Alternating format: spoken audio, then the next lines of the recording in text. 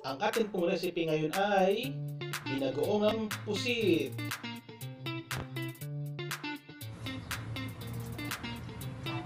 Hello guys! Bali ang ating lutuin ngayon ay binagoongang pusit. Yan guys. Ito guys yung mga kailangan natin. Tomato, minced tomato, onion, garlic, ginger, at saka yung bagoong alamang. Yan. At saka may spicy tayo, chili paste. Tara guys, samahan niyo ako magluto. Ayan guys, mainit na yung mantika. Lagyan na natin yung sibuyas. Magigisa tayo.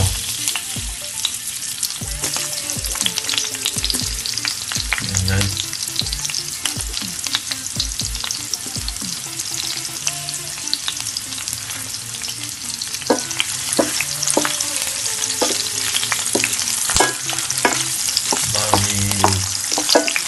Gusto natin natin siya. Ayan. Lagyan natin yung loyal at saka bawang sa rin.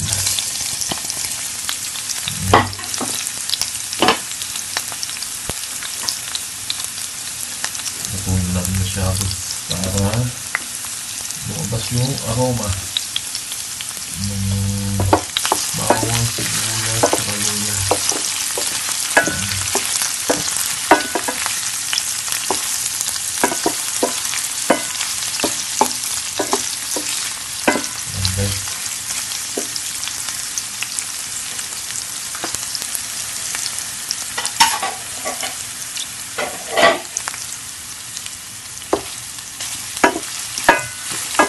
Madali na lutuin to. 10 minutes lang ito luto na.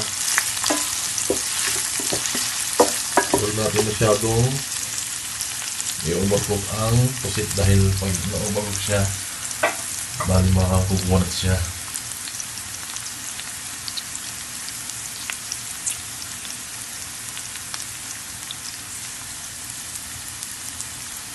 Guys, lagyan na natin yung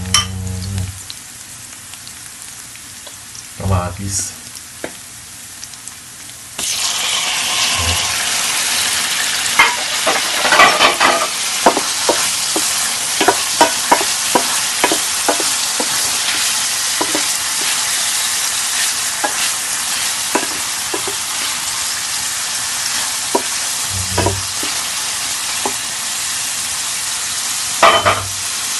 Lagyan natin sa maluto.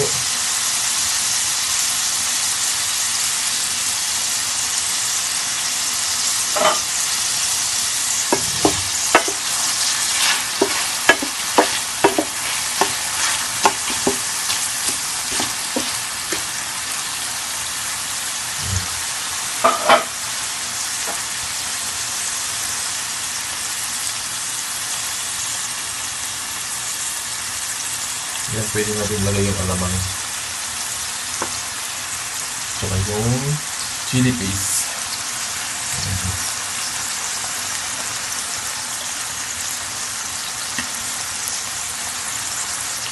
Yan, alamang lagay natin.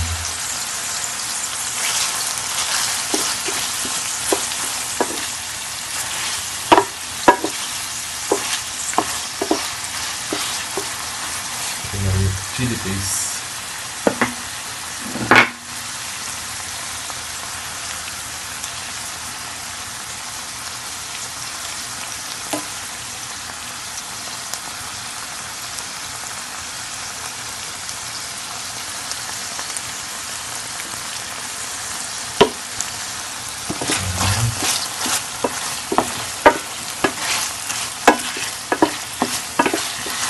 Kung wala kayong chili paste, pwede naman yun yung lalagyan.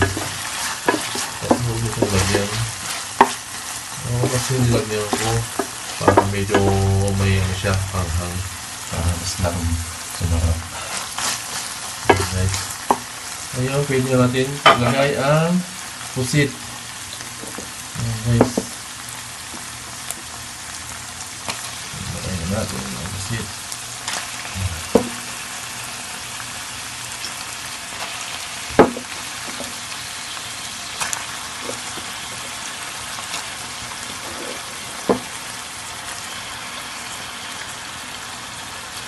Guys.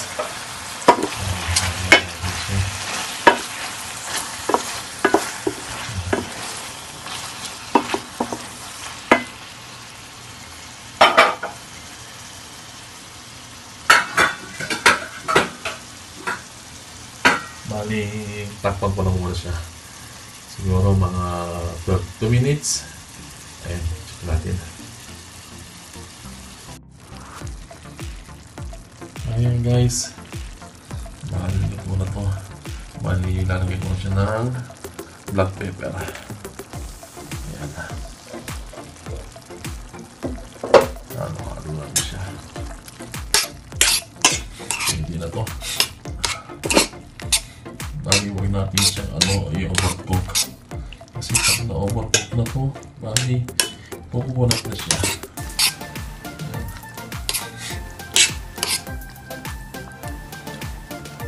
Guys, ito na ang nag-oorang pusit.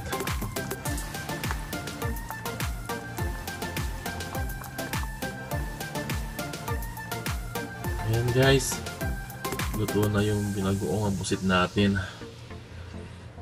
Ayan. Madali lang siya lutuin.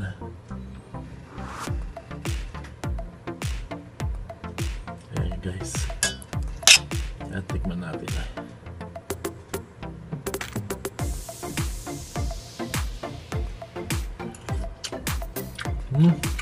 Grabe. Masarap.